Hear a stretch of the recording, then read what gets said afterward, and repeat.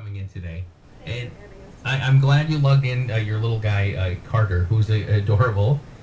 He looks like a little, I don't want to say the wrong word, but tank. He's pretty thick. Tell me a little bit about Carter, first of all. Well, Carter was born kind of a surprise. We went down for a routine ultrasound down in Iowa City. We had a prenatal diagnosis of a congenital heart defect. So we received prenatal care down there. And during a routine ultrasound, Carter's heart rate started to drop. So they whisked us off to the super secret elevator up to a floor and had a C-section, and there was Carter. Wow. And just like that, huh? So Pretty much. it's pretty amazing. And, again, I keep using this analogy that, snap your fingers and life has changed suddenly for someone. And for that to have happened to you. But tell us ultimately what happened. You had the C-section, you give birth to Carter, and what happened from there? Carter was born he has Down syndrome, and he also has a congenital heart defect. We had multiple hospitalizations due to congestive heart failure. And on January 9th, he was admitted full-time for 4.5 months to Iowa City to the Children's Hospital. We started in the pediatric intensive care unit, and then we moved down to the floor. And we were there awaiting heart surgery for Carter to have his AV canal heart repair completed. While we were waiting, Carter suffered a stroke. That one came from left field. No one saw that one coming. Because of the stroke, Carter now has two different seizure disorders. One being infantile spasms, the other one being a different type of seizure disorder. So, multiple hospitalizations. He's had the surgery to put in a feeding tube. He had his AV canal repair. His heart is looking much better, so we're hopeful that he won't have to have another surgery. And right now we're on a special diet to control his seizures. And so far we're 2 months out with no seizures. So. And you spent an extended amount of time down in Iowa City. Yep, we lived down there. Yeah. My husband had to work, so we stayed in the guest house in the Children's Hospital. And what can you tell people that are listening right now about the accommodations down there? The guest house it's kind of a wing in the hospital. You don't have to drive anywhere. It's almost like a hotel room, and it's a respite place to go for parents, for family members, even just to go take a shower. That's kind of where I do my crying, was down in the Rossi house. I would go down and take a shower, and that was my alone time.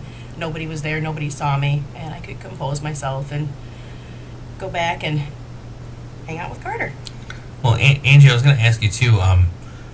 Just on a side note, we talk about like how fast life changes, and I assume you were working at the time before, and then suddenly you find yourself in a 4.5 month stay in Iowa City. And what happens to just your life in general? Because again, this is what we talk about. It's that life can change for you in an instant, and you suddenly stop thinking about work and about home and about paying your bills.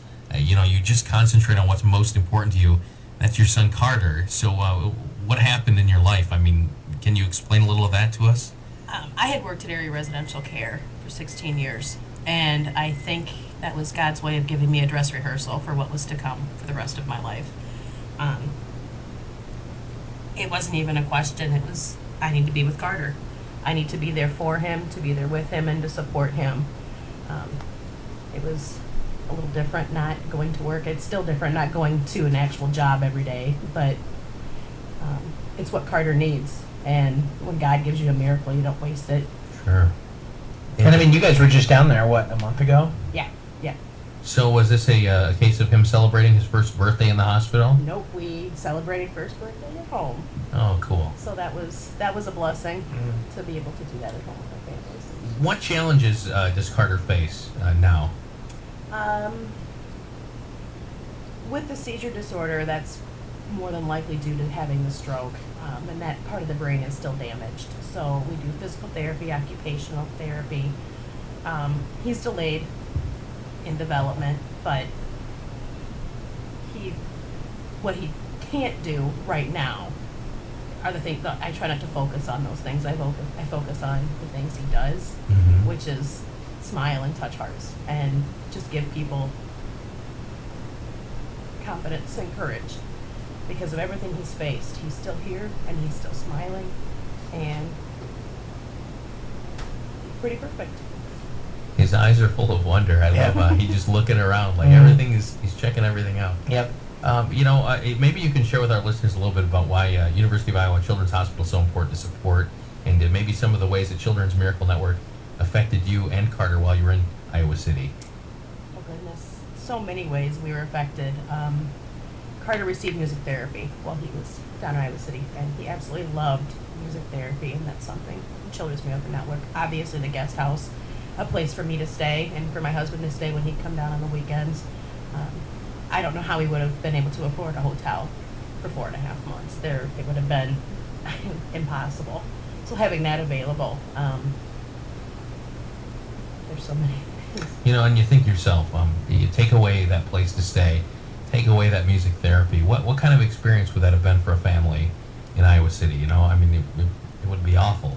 It'd be terrible. I can't even imagine what it would have been like without having those little extras to help make us comfortable and make a bad situation just a little brighter. Because you weren't going anywhere. No. You would have been out there sleeping on a bench, if you had to. Yep.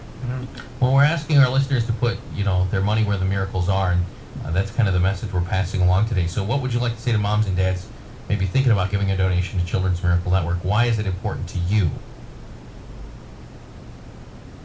First, I hope that no one ever has to go through the extreme illness of a child.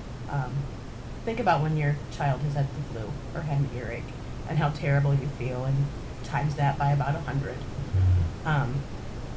The little things that helped us come from these donations. A place to sleep.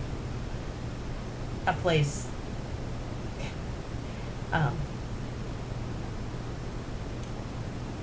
the Children's Hospital in Iowa City gave me my son. He shouldn't have made it several times. And if it wouldn't have been for that hospital, we wouldn't have Carter today. And your donations are so important to help families like ours, to help little guys like Carter. And I know it's hard in these economic times to see if you can spare $5, $10, but it really does make a difference. Well, that's what we're going to ask our listeners to do, is maybe make a miracle for other kids just like Carter. So Angie, I know you have the number there. Maybe you can give it to our listeners and ask them to please give. The number to donate is 800-456-2772. I got to put a picture of this kid on our Facebook page.